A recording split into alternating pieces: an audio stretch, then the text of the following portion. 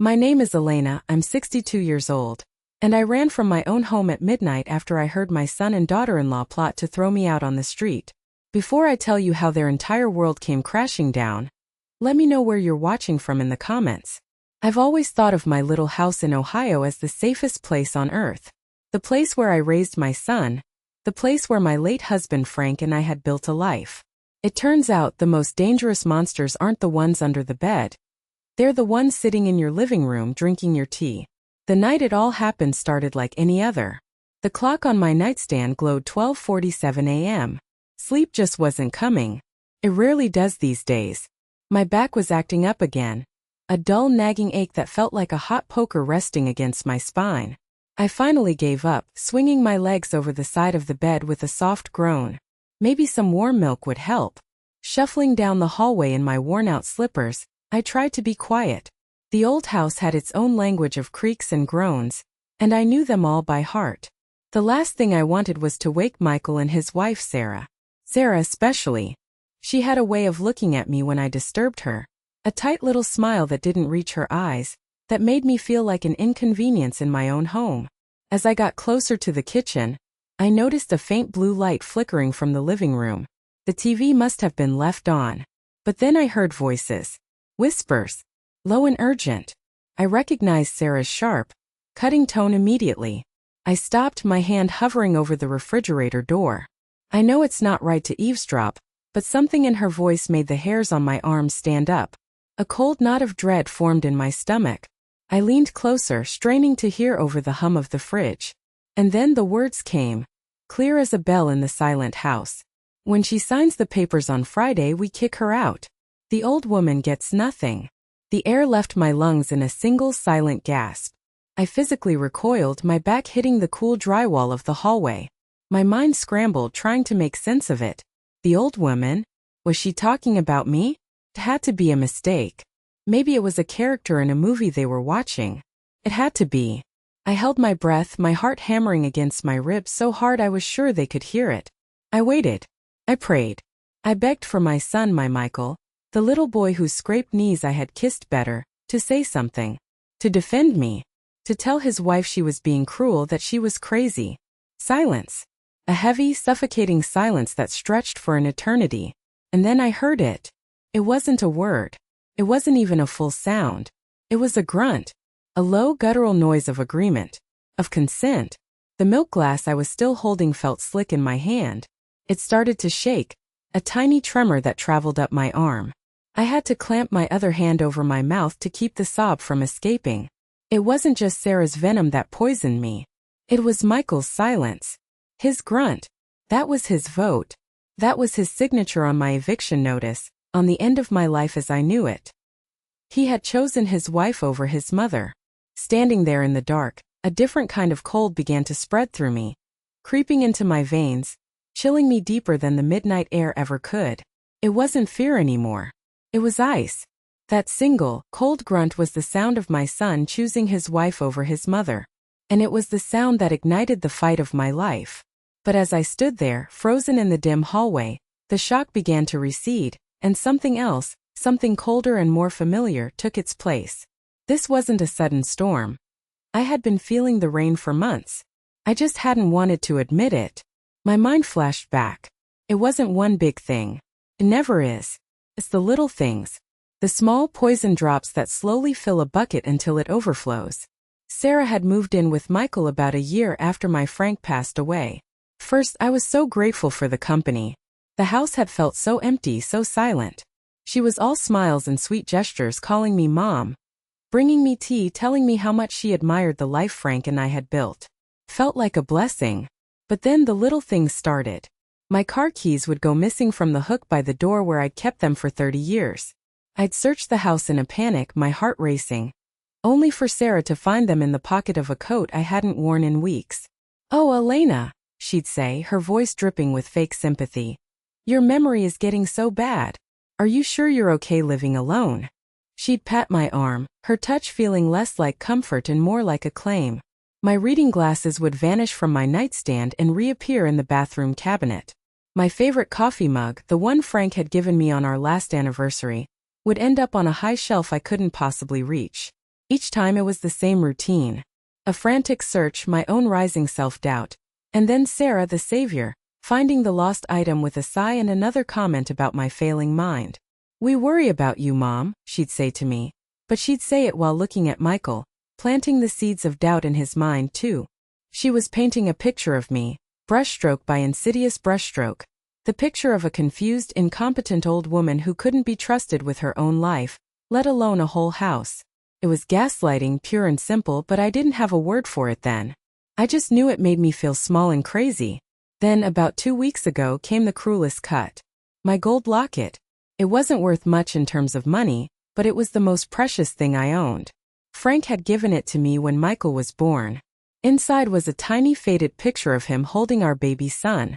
I wore it every day until the clasp broke last month. I put it carefully in my jewelry box, planning to take it to the jeweler. One morning it was gone. I turned my room upside down. I emptied every drawer, looked under the bed, my hands shaking. It wasn't there. When I told Sarah, her face was a perfect mask of concern. She helped me look, her search theatrical and pointless. Finally, she sat beside me on the bed and took my hand. Her skin was cool and dry. "Things like this happen when we get older, Elena," she said, her voice a soft purr. "We misplace things. Don't worry, it's just a thing. Just a thing." That night, I cried myself to sleep, clutching the empty space on my neck where it used to hang. I felt its absence like a physical wound. It wasn't just a thing. It was my Frank. It was my Michael as a baby. It was my entire life in a tiny gold oval. And now, standing in the dark hallway, listening to them plot my final dispossession, I knew with a bone-deep certainty that she had taken it. It wasn't misplaced. It was stolen. It was another calculated move in her chess game, removing a piece of my past, a piece of my strength, to make me weaker, more dependent, easier to discard. The papers she mentioned. It all clicked into place. Just last Tuesday, Michael had sat with me at the kitchen table. He'd seemed so caring, so responsible. "Mom," he'd said, "I was looking at the house finances. I think we can get you a much better rate if we do a simple refinance. It'll lower your monthly payments, give you more breathing room." He'd pushed a stack of papers towards me. "It's just some routine bank forms. No big deal. We can go over them on Friday." I'd been so proud, so grateful.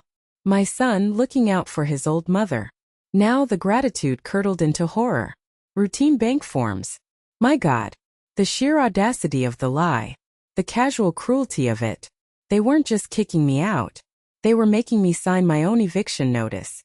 They were trying to steal the last thing on earth I had. The home Frank and I had poured our souls into, and they were doing it with a smile and a cup of tea. They had underestimated me. They saw a frail old woman with a bad memory.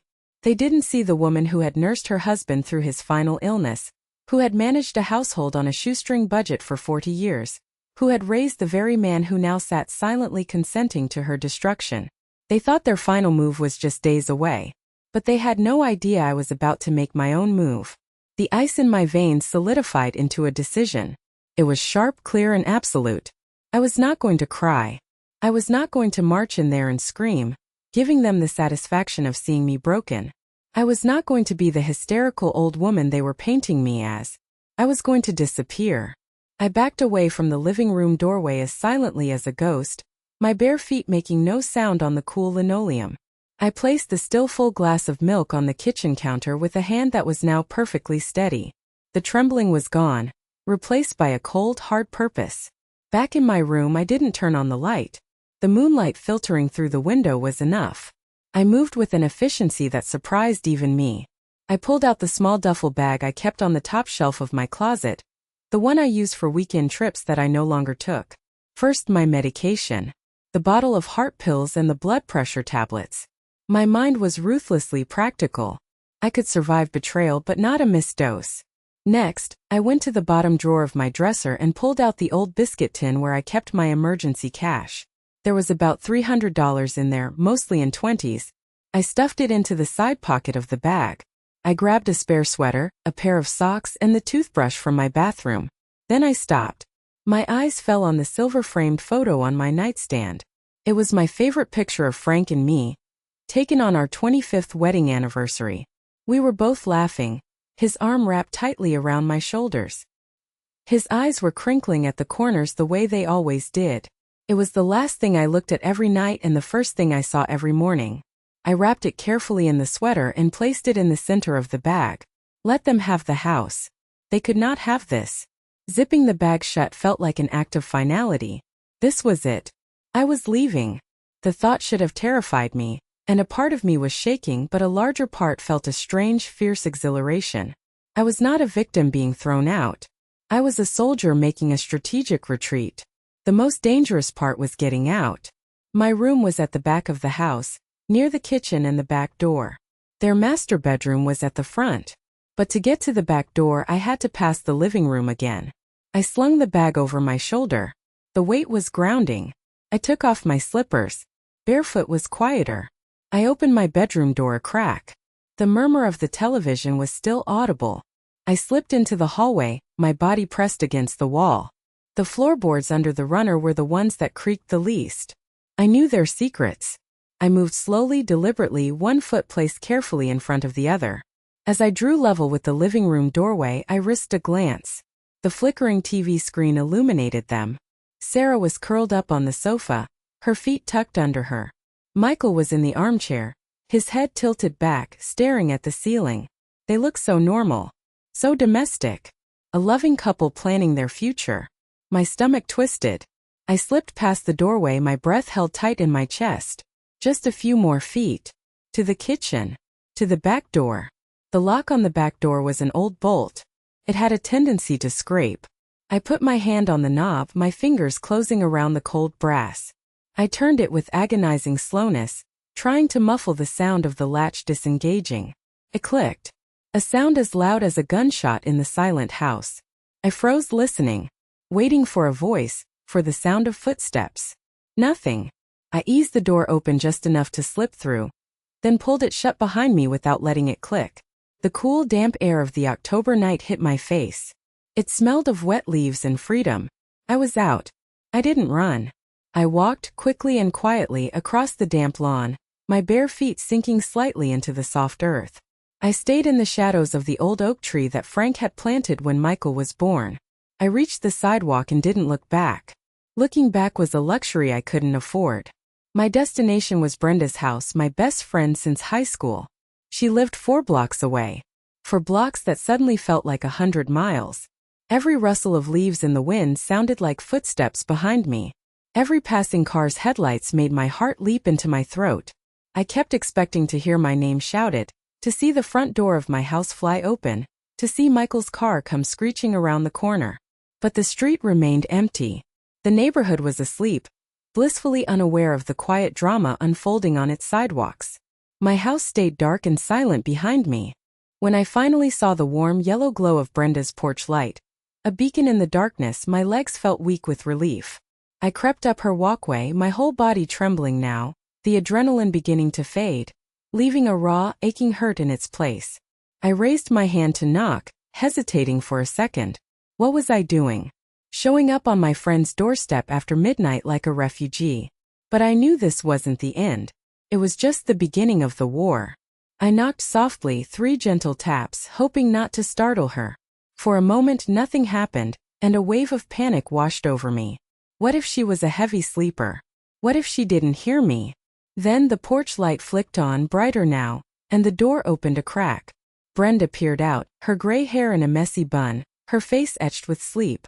"Elena," she whispered, her voice thick. "My God, what time is it? What's wrong?"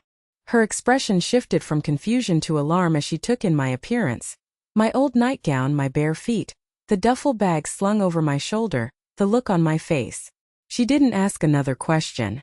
She just opened the door wide. "Get in here. Now." The warmth of her house wrapped around me like a blanket. She bolted the door behind me and led me straight to her kitchen, her hand a firm, steady presence on my back. She sat me down at her familiar oak table, the one where we'd shared 1,000 cups of coffee and solved all the world's problems. "Tea," she said. It wasn't a question, it was a command. "You're shaking like a leaf." As she bustled around the kitchen, filling the kettle, grabbing mugs, her calm, practical energy began to soothe the ragged edges of my panic. When she placed the steaming mug in my hands, My fingers were still so cold and stiff I could barely hold it. I took a sip of the hot sweet tea, and it felt like I could breathe again for the first time in an hour. "Now," she said, sitting across from me, her eyes sharp and focused. "Tell me everything. From the beginning." And I did.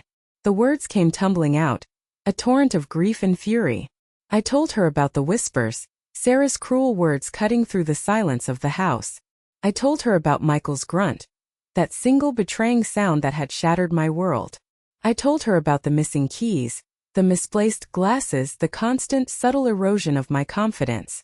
And when I told her about my locket, the one from Frank, a single hot tear finally escaped and rolled down my cheek. I wiped it away angrily. Brenda listened, her expression growing darker with every word. She didn't interrupt. She just let me pour it all out. When I finished, the kitchen was silent except for the ticking of the clock on the wall. Brenda reached across the table and covered my hand with hers. Her hand was warm and strong. "That little viper," she finally hissed, her voice low and venomous. I never trusted her. All that sweetness and light. It was like leaving a cake out in the rain. I knew something was wrong with it. Her anger on my behalf was a strange comfort. It validated my own. It made me feel less alone, less crazy. She squeezed my hand. "You did the right thing leaving. You hear me, Elena? The absolute right thing. We are not playing their game." The word "we" was the most beautiful sound I had ever heard. "But what do I do now, Bren?" I whispered. "Where do I go? You're staying right here for as long as you need. Don't you even think about anything else," she said fiercely. Then her eyes narrowed. "But we need a plan. They're going to wake up in the morning and find you gone. They'll panic." She paused, her mind clearly working. "What papers, Elena? What did they want you to sign on Friday? Think." And suddenly Michael's voice was in my head again, his tone so reasonable, so helpful. "Just some routine bank forms for the house refinance, Mom. To lower your payments." I repeated his words to Brenda. She stared at me, her eyes wide. We both said it at the same time. "It's the deed." The realization hit me with the force of a physical blow. It wasn't a refinance. It wasn't about helping me. It was about stealing everything. The one significant asset I had from my inheritance, the home that was supposed to be my security in my old age. They were going to have me sign it over to them, probably into a trust with their names on it, and then, once the ink was dry, they would have the legal right to kick me out. It was a cold, calculated plan for my financial execution. And my own son was the one holding the pen. The casual way he'd mentioned it, the friendly smile, it was all a lie. A monstrous, unforgivable lie. They weren't just kicking me out. They were trying to steal the last thing on earth I had. A new kind of energy surged through me, hot and sharp, burning away the last of my fear and despair. It was pure, undiluted rage. They had picked a fight with the wrong old woman. "Brenda," I said, my voice no longer shaking, but low and steady with a new kind of fury. "Get your phone. I need to call my lawyer." I woke on Brenda's sofa just as the first gray light of dawn was filtering through her curtains. I hadn't really slept, just drifted in and out of a restless doze, my mind replaying that whispered conversation over and over. My back ached from the unfamiliar couch, but as I sat up, I felt a strange clarity. The grief was still there. A heavy stone in my chest, but the fog of shock had lifted. I knew exactly what I had to do. Brenda was already in the kitchen, a pot of coffee brewing, filling the small house with a rich, comforting aroma. She handed me a mug without a word, her eyes asking the question she didn't need to speak. I nodded. "I'm ready." My first instinct was to check my phone, which I'd left on silent. It was a mistake. The screen lit up with a dizzying list of notifications.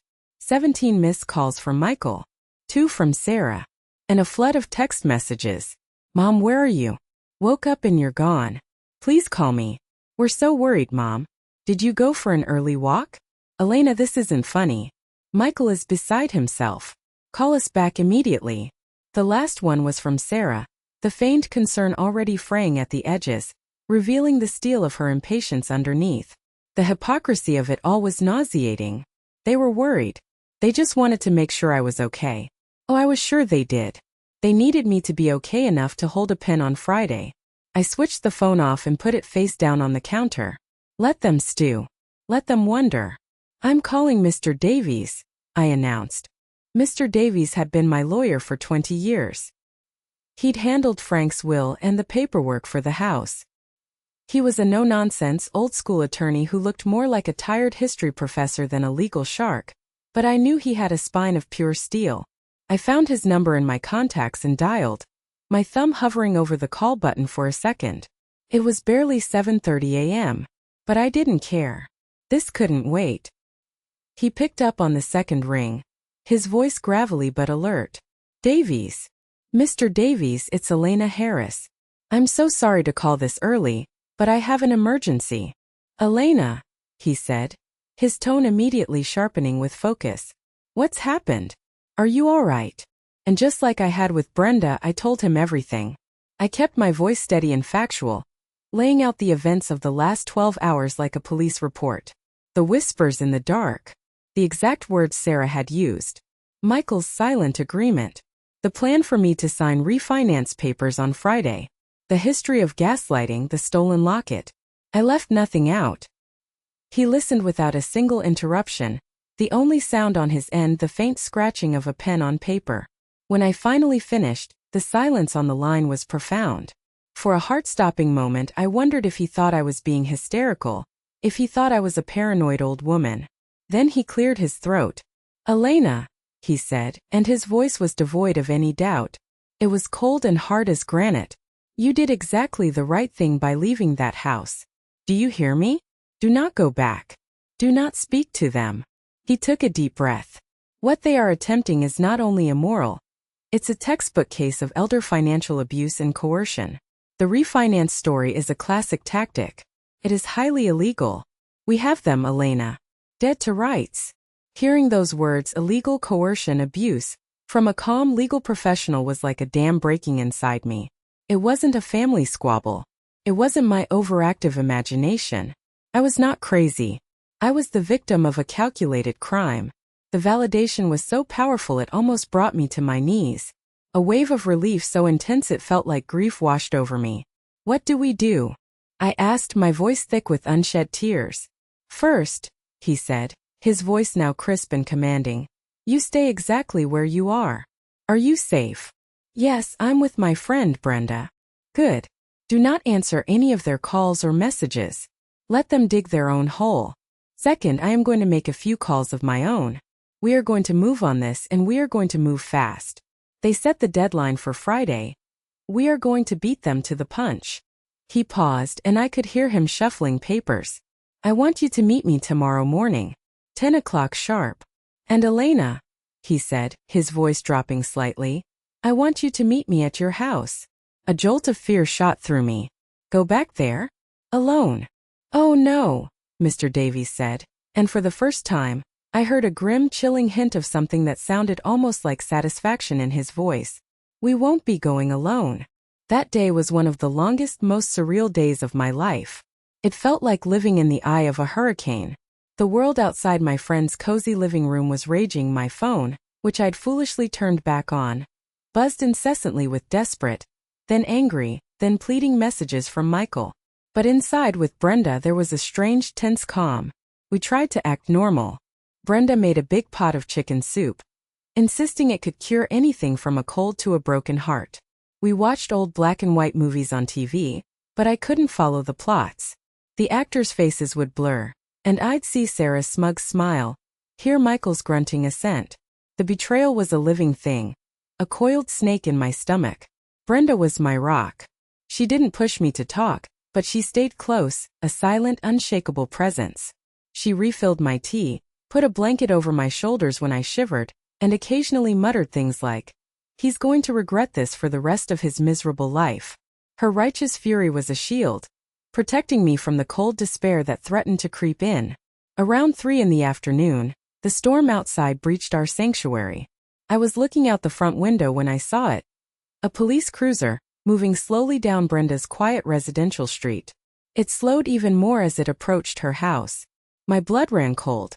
My first thought was that something had happened to them, an accident, but that was the old me, the mother in me thinking. The new me knew better. They had called the police. My heart hammered against my ribs. Of course, this was their next move. The concerned son worried sick about his elderly, confused mother who had wandered off. They were escalating their narrative, trying to get the authorities to see me as mentally incompetent before I could even make my move. They weren't just trying to steal my house. They were trying to steal my credibility, my voice. Brenda, I whispered, my voice tight with panic. They called the cops. Brenda looked out, saw the cruiser, and her face hardened.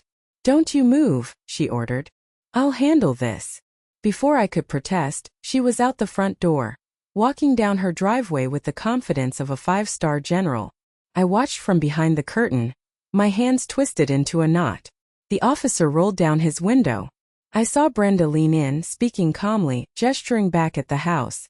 She was probably explaining that her dear friend Elena was visiting, that we were having a little spat with her family, nothing to worry about. She was a brilliant liar when she needed to be. I saw the officer nod, his expression relaxing. He even smiled at one point. After another minute he gave a small wave, rolled up his window and drove away. Brenda came back inside, her expression grim. They reported you as a missing person just as we thought.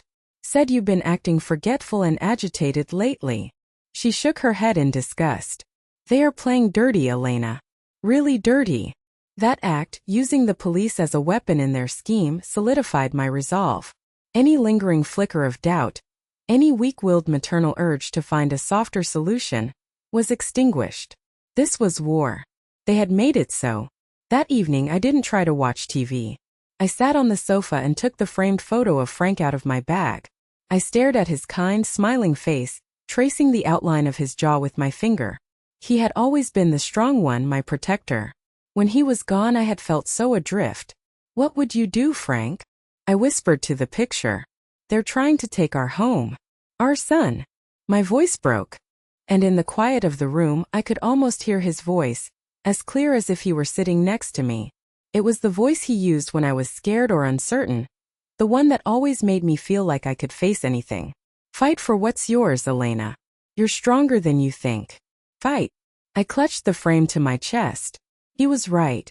I had spent the last 2 years grieving, letting myself become smaller, quieter. I had let Sarah and Michael walk all over me for the sake of a false peace. No more. That night I barely slept. I lay awake on the sofa, but I wasn't afraid. I was preparing. I was going over the conversation I would have, the words I would say. I was marshaling my strength, pulling it up from a deep well I had almost forgotten existed.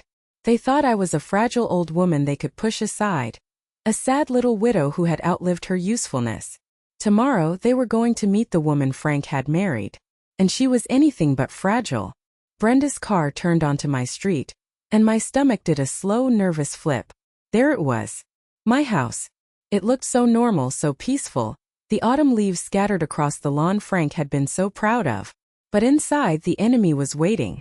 Mr. Davies's sensible gray sedan was already parked at the curb. He was leaning against it, looking calm and composed in his dark suit. But he wasn't alone. Standing beside him were 2 other people, and my breath caught in my throat. One was a uniformed police officer, his hand resting casually on his belt. The other was a woman in a professional blazer with a lanyard around her neck. Mr. Davies's backup. He had brought the full weight of the law and the state to my doorstep. A bubble of hysterical laughter almost escaped me. Michael and Sarah had no idea what was about to walk through their door. Mr. Davies greeted me with a firm nod. Elena, are you ready for this? I looked at him, at Brenda who gave my arm a supportive squeeze, at the officer, and at the woman who introduced herself as being from Adult Protective Services. I took a deep breath. I am. We walked up the path together. A strange and formidable little procession. I felt like I was marching into battle. My hand was steady as I reached out and pressed the doorbell. I didn't use my key. I was a visitor now, about to reclaim my territory. We heard footsteps and the door swung open.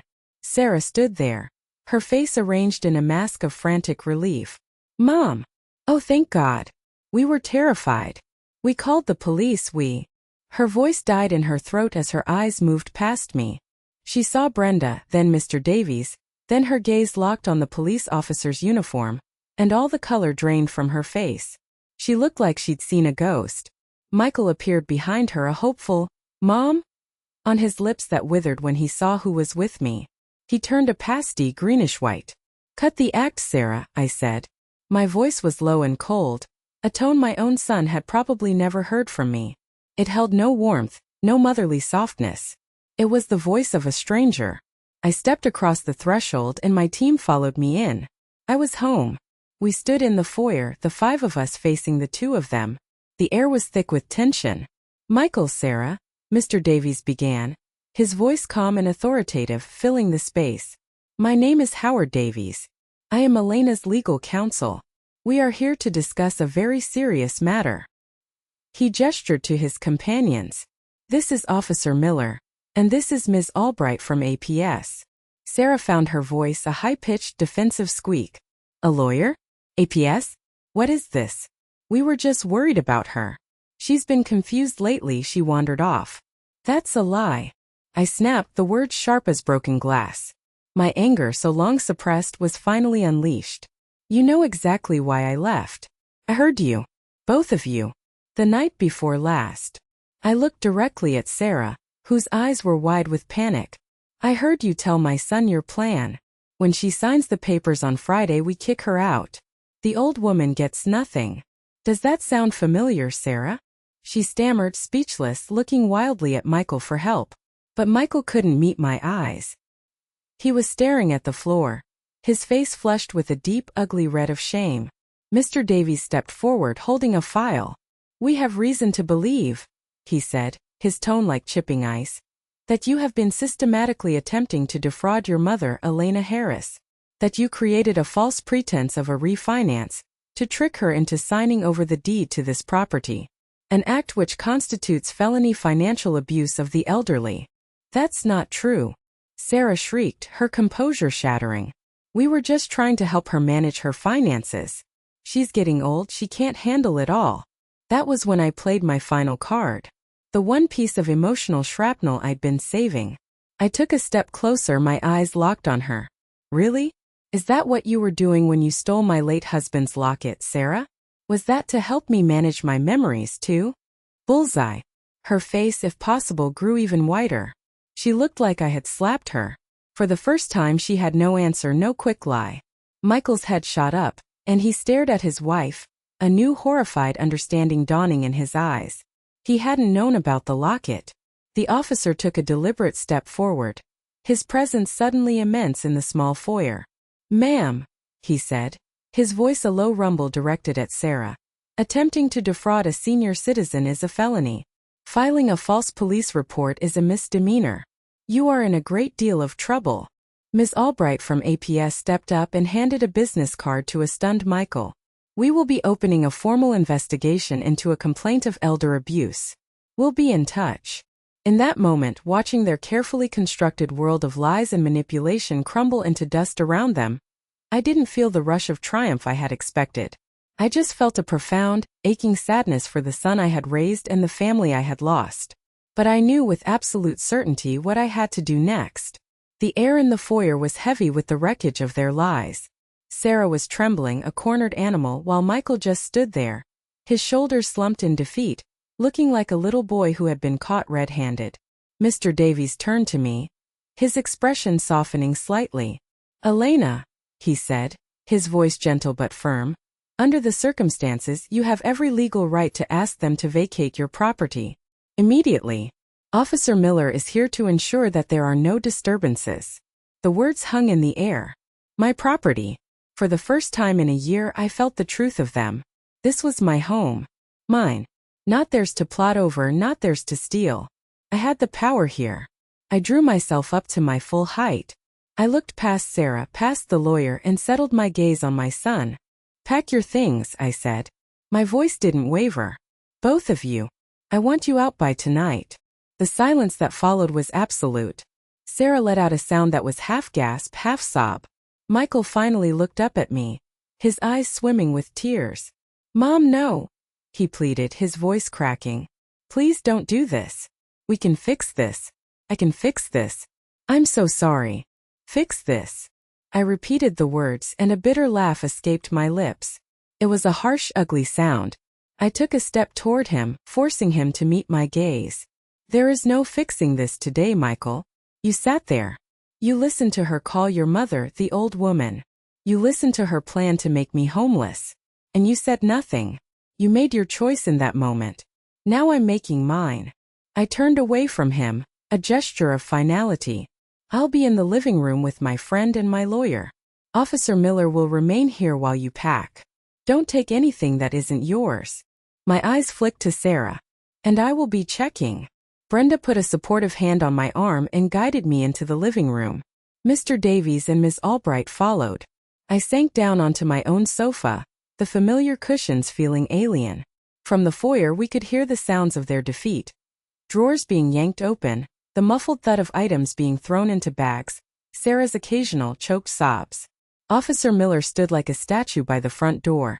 A silent, imposing guardian of my newfound peace. Brenda made a pot of coffee, the simple domestic act a stark contrast to the drama unfolding just a room away. We didn't talk much. There was nothing left to say. We just sat and listened to the sounds of my old life being packed away. Took them 2 hours.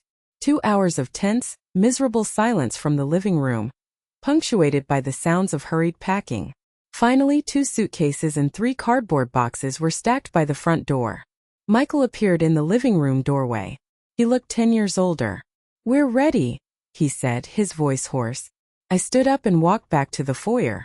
Sarah was huddled by the door, refusing to look at me, her face swollen and red from crying. I ignored her. My business was with my son. He stood before me, the boxes of their life a barrier between us. "Where will you go?" I asked. It wasn't out of concern. It was a practical question. "A motel for now," he mumbled, still not meeting my eyes. "I'll figure it out." As they walked out the door for the last time, stepping over the threshold that was no longer theirs to cross, Michael turned back to me. His face was streaked with tears, his expression utterly broken. "I love you, Mom," he whispered. The words were a knife in my heart. "I know," I said softly, the truth of it making the betrayal so much deeper. "And that's the part that hurts the most." I closed the door on my son's face, turned the deadbolt, and leaned my forehead against the cool wood.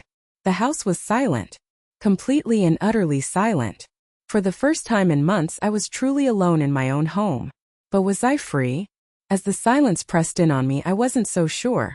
The first few days after they left were the strangest. The silence I had craved was now a deafening roar. Every tick of the grandfather clock in the hall, every hum of the refrigerator, seemed amplified, echoing through the empty spaces they had left behind. Brenda, God bless her, refused to leave my side. She stayed over for 3 nights, sleeping in the guest room, filling the house with her chatter and the smell of her terrible, burnt toast. She insisted we go through every room, a cleansing ritual. We stripped the bed in their old room, bagging up the sheets and donating them. We scrubbed surfaces, erased their presence, but their ghosts lingered. I'd walk past Michael's study and expect to see him at his desk. I'd reach for a coffee mug and my hand would brush against the one Sarah always used. The house felt haunted by the memory of what had happened within its walls. On the second day, driven by a grim necessity, I went looking for my locket. I didn't want to, but I had to know. I started in their bedroom, my stomach churning as I opened drawers filled with the lingering scent of Sarah's perfume. I looked through her jewelry box, under the mattress, in the pockets of her coats. Nothing. Finally, a cold intuition led me to the living room. There was a large potted ficus tree in the corner, one Sarah had insisted on buying. I knelt down, my knees protesting, and plunged my hand into the cool, dry soil at the base of the plant. My fingers brushed against something hard and metallic. I pulled it out. It was the locket, caked in dirt, but unmistakable. She hadn't just taken it. She had buried it. The cruelty of the act was so petty, so profound, it took my breath away. It was a final symbolic act of burying my past, of burying Frank. I took it to the kitchen sink and gently washed the dirt away under a stream of cool water. As the gold began to gleam again, I held it tightly in my palm. I didn't cry. The tears felt frozen inside me. I just felt a vast, hollow emptiness. Michael called. He called every single day. I saw his name flash on the screen and a wave of nausea would wash over me. I never answered. I couldn't. What was there to say? The silence was my only weapon. my only shield against the pain. He started leaving voicemails. Long, rambling, desperate messages filled with apologies, with self-loathing, with pleas for me to just talk to him. I listened to the first one, his voice cracking with a sorrow that sounded genuine, but it didn't move me. The wound was too fresh. After that, I deleted them without listening. About a week after they left, a letter arrived. A plain white envelope with my name and address written in Michael's familiar, messy script. I almost threw it away. But instead I carried it inside and left it on the kitchen table for a whole day, circling it like it was a venomous snake. Finally, that night I slid it open with a kitchen knife. Inside were 3 pages of notebook paper, filled with his handwriting. It was not a letter of excuses. It was a confession. He wrote about the mounting debts he and Sarah had, the pressure she put on him, her constant whispers about how I had this big house all to myself while they were struggling. He wrote about how she had worn him down, convincing him that I was losing my mind, that selling the house and putting me in a nice facility was the most responsible thing to do. He admitted his weakness, his cowardice, his shame at having betrayed me. I let her convince me that my duty as a husband was more important than my duty as a son, he wrote. It is the greatest regret of my life, and I will live with it forever. Tucked inside the letter was a cashier's check for $5,000. In the letter he explained, it was money he had been secretly saving for months in a separate account, a getaway fund, he called it. He had been planning to leave her. He just hadn't found the courage. He said he didn't deserve my forgiveness, but he wanted me to have the money. He owed me so much more he knew, but it was all he had. I stared at the check, at the heartfelt, broken words on the page. It didn't excuse what he did. It didn't come close. But for the first time it explained it. He wasn't a monster. He was just a weak man who had made a monstrous choice. He was trapped too in his own way. I put the letter down and looked around the silent, empty house. The victory felt hollow. It made me wonder, is there a path back from a betrayal this deep? Or are some things broken forever? The letter sat on my kitchen table for a week. I didn't cash the check. I didn't know what to do with it. It felt like blood money, the price of my son's cowardice. But one morning Brenda came over, found me staring at it, and snatched it out of my hand. For heaven's sake, Elena, it's not a declaration of war, it's a check, she said, her voice full of exasperated affection. It's his guilt, not yours. You're going to deposit this, and then we are going to start what I am officially calling the Elena Harris second act. I had to laugh. It was the first real laugh I'd had in weeks. My second act? Bren, I'm 62 years old. The curtain is starting to come down. Nonsense, she declared, waving the check like a tiny flag of victory. The intermission is over, that's all. Now the good part starts. And you know what? She was right. I had a choice. I could sit in this silent house and let the ghosts of what happened poison the rest of my years. Or I could open the door and let some fresh air in. I chose the air. Brenda's second act started small. She dragged me out of the house and down to the local community center, where I reluctantly signed up for a gardening club. I'd always loved my roses, but I hadn't had the heart to touch the garden since Frank died. The first meeting was awkward. I felt old and out of place. But then a woman named Marjorie started talking about her battle with black spot on her prize-winning hybrid teas, and before I knew it, I was deep in a conversation about fungicides and companion planting. For a whole hour I didn't think about Michael or Sarah once. Next, I saw a sign at the local library looking for volunteers for their children's story hour. On a whim I signed up. The first time I sat in that little chair, surrounded by a circle of wide-eyed, wriggling 5-year-olds, and opened a copy of Where the Wild Things Are, something inside me shifted. Their uncomplicated joy was a balm to my wounded soul. They didn't see a sad old woman. They just saw the lady who did the best monster voice. Slowly, day by day, my world started to get bigger again. But the house still felt tainted. So, I decided to perform an exorcism. I went to the hardware store and bought 3 gallons of paint in a warm, sunny yellow color called Daybreak.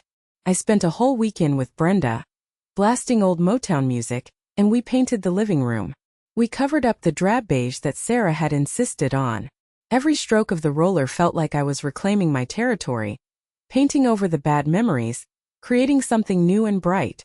When we were done, we ordered a pizza, sat on the floor of the transformed room, and I felt a sense of peace I hadn't thought was possible.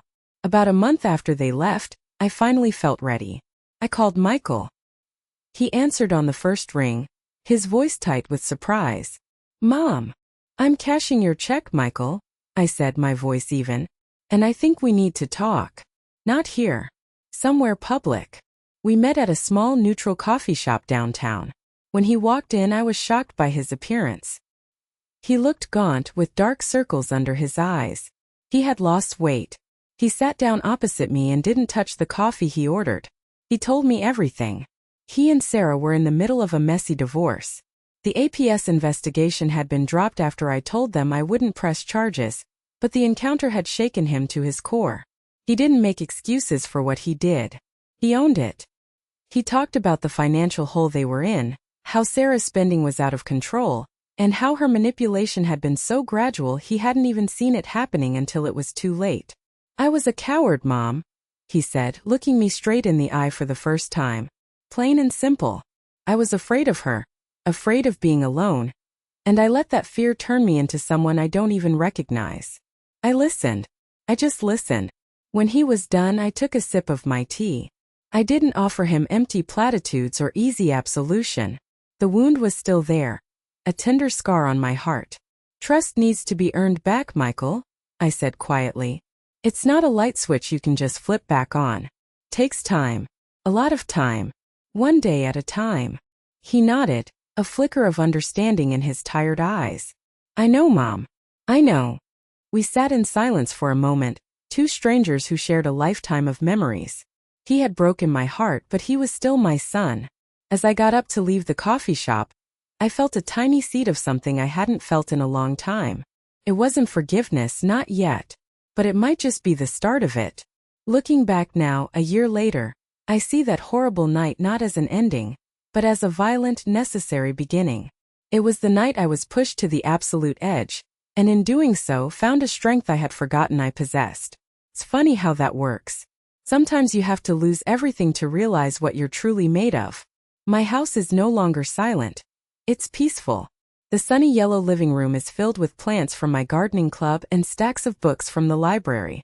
My friends come over for coffee. Brenda and I have a standing Golden Girls marathon every Friday night. It is my sanctuary again. My house, my rules. I did eventually find a place for that $5,000. I used it to hire a contractor to build a beautiful new deck in the backyard, right where Frank's old vegetable patch used to be. It's my favorite spot now. I sit out there in the mornings with my coffee and listen to the birds, and I feel him with me. I think he'd be proud. My relationship with Michael is a work in progress.